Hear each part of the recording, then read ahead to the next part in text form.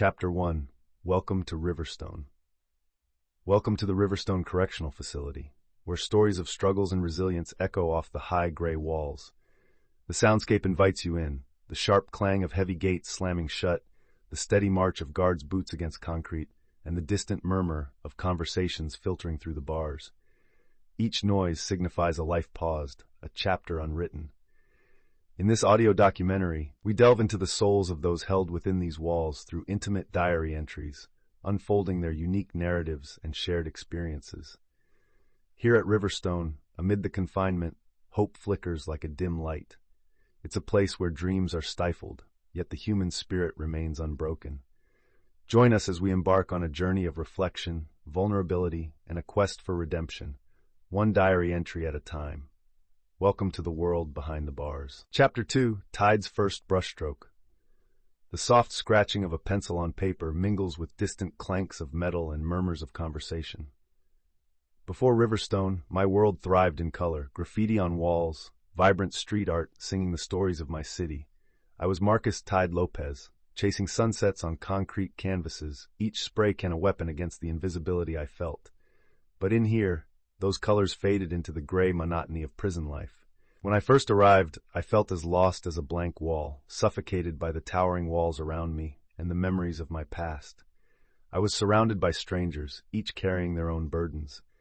The loneliness was suffocating, but one night, while the echoes of footsteps faded, I picked up a pencil and began to sketch on the dull concrete.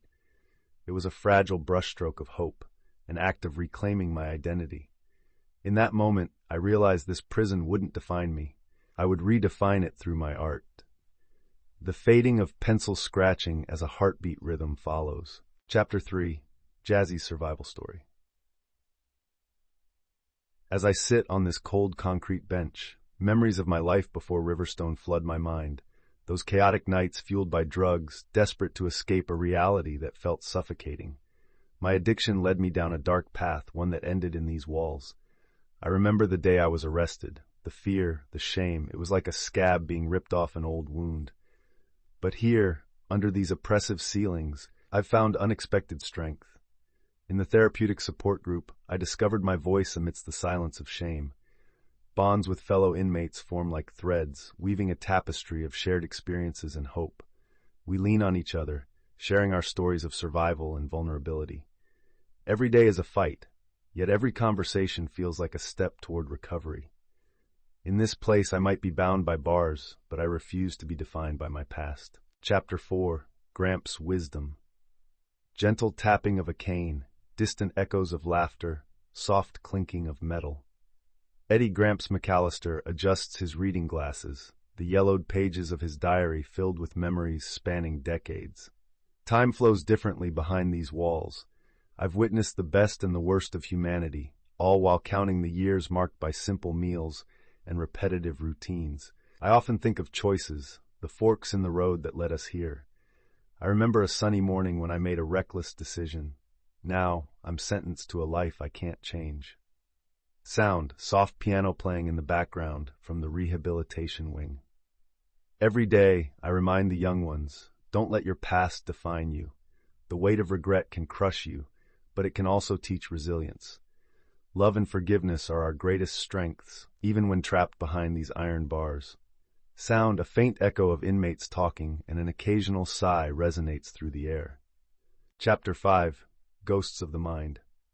In the dim light of her cell, Lisa Ghost Tran pens her thoughts, the scratch of her pencil a haunting melody against the cold concrete.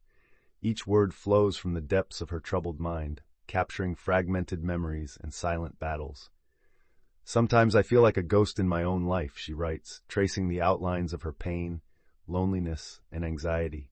She shares snippets of her poetry, haunting lines that echo the despair of those who walk the same corridors, unseen and unheard. I wear my scars like a second skin, she reflects, revealing her struggle with mental illness and isolation. Lisa's evocative verses resonate with fellow inmates, providing them solace in shared experiences. Although wrapped in mystery, her vulnerability becomes a beacon, illuminating the importance of confronting mental health issues in a place where silence reigns. The weight of her words lingers, urging listeners to acknowledge the unseen struggles behind bars. Chapter 6. The rhythmic clanking of metal, distant shouts from the yard, and the faint echo of a piano playing a melancholic tune. Inmates wake each morning to the same routine: a jarring alarm, the screech of heavy cell doors, and the unyielding march to the mess hall. Their collective diary entry captures the monotony of prison life, the predictable meals, the endless hours of labor, and the ticking clock that feels both like a prison and a lifeline. Within this drudgery, moments of camaraderie arise, shared laughter echoes in the weight room, and small victories, like a successful pass in a card game, breathe life into the sterile environment. Yet, tensions simmer just beneath the surface, fueled by rivalries and cliques threatening to erupt. Each inmate knows the cost of violence too well, as friendships are tested and old wounds reopened, underscoring the fragile balance between survival and connection. The daily grind offers a stark reminder: even in confinement, humanity struggles to find its light. Chapter 7. Connections and Bonds. Audio fades in with muted conversations, laughter, and the clinking of metal trays, creating a warm, communal atmosphere. Jazzy's voice cuts through the sounds, reflecting on the friendships forged amidst the concrete walls of Riverstone. When I first arrived, I felt so alone, drowning in my own regrets, she shares. But here, I found sisters, other women who know my struggles, who see beyond the scars of our past. She recalls late-night discussions in the common area, sharing dreams of freedom and plans for a better future. In this place, we've built a world of our own, a sanctuary in the chaos. We laugh together, cry together, and heal together. Faint sounds of a piano playing a gentle melody resonate in the background as jovial voices blend with Jazzy's narrative. Every bond we create is a thread of hope. In the darkest hours, it's these connections that keep me fighting for redemption. Audio fades out with echoes of laughter and supportive exchanges. Chapter 8. As the early morning light filters through the barred windows, my thoughts turn to the blank walls that surround us, a canvas waiting to be transformed. In my diary, I write about the cathartic power of art within these confines. With each stroke of my brush, I unleash fragments of my past, my struggles, dreams, and the vibrant colors of my street life. The first mural I created, a vivid depiction of a phoenix rising, became a beacon of hope for fellow inmates. It sparked conversations, igniting memories of happier times and unseen futures. I remember how the laughter echoed while we mixed paints, hands stained with creativity. Art allows us to communicate our pain and resilience without words. In every mural and drawing, we reclaim pieces of our identities, painting our way to healing, and showing that, even in darkness, creativity can flourish. Chapter 9. Healing Through Words. In the dim light of the prison library, Lisa Ghost-Tran finds solace in her writing, her words flowing onto the pages like an unbroken river. Her poetry, a cathartic release, captures the isolated battles many inmates face: loneliness, despair, and quiet resilience. Each poem becomes a mirror, reflecting shared pain and unspoken truths. Through a growing poetry group, Lisa forms connections with other inmates. They gather weekly, sharing their verses in hushed tones, each poem igniting conversations that breathe life into otherwise stagnant days. Writing is my lifeline, Lisa confesses in her diary. It's how I fight the darkness within. As fellow inmates read their work aloud, the group discovers the healing power of vulnerability, realizing that their stories, though unique, intertwine in profound ways. Together, they carve out a sanctuary amidst the clamor of prison life, offering strength and understanding as they navigate their journeys of healing through words. Chapter 10. The Weight of Regret.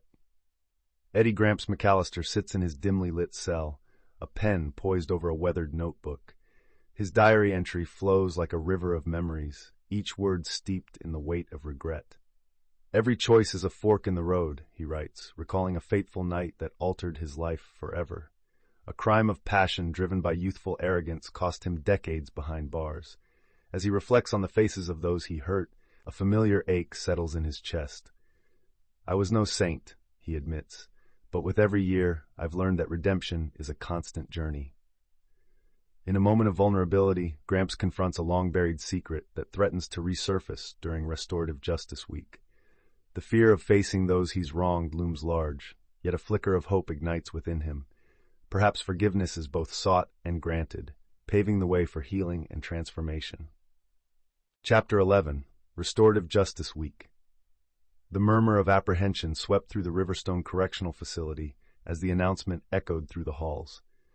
The warden's voice, tinged with authority and hope, introduced Restorative Justice Week, a chance for inmates to confront their pasts and engage in open dialogue. Marcus Tide Lopez felt a mixture of curiosity and dread. The idea of sharing painful memories with rivals was daunting. Similarly, Jasmine Jazzy Rivers wrestled with anxiety, fearing that her addiction stories would provoke judgment rather than understanding. Eddie Gramps McAllister, the seasoned voice of wisdom, encouraged younger inmates, reminding them that redemption often emerges from the ashes of discomfort. In the shadows, Lisa Ghost Tran observed quietly, her poetic musings hinting at the unknown depths of her struggle.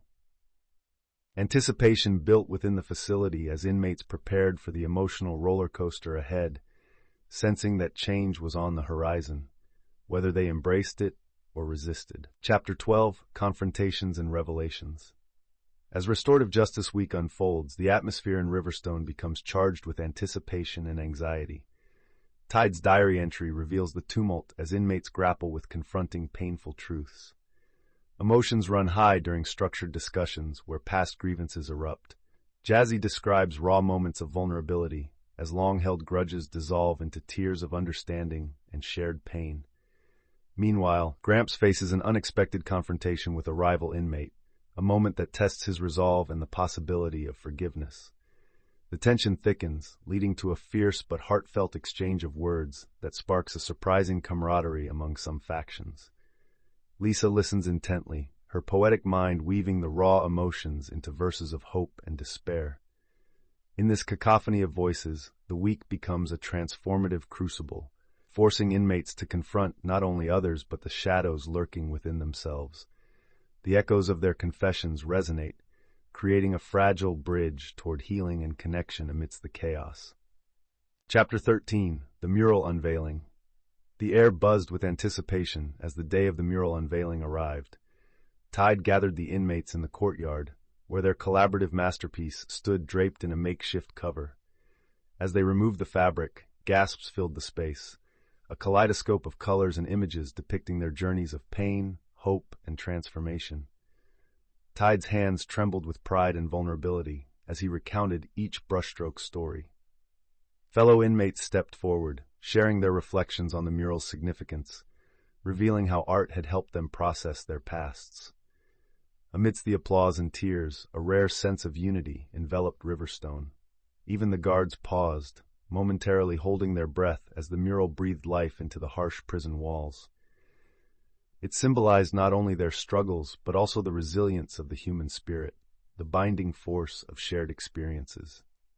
In that moment, hope flickered brightly amidst the daunting reality of their lives behind bars.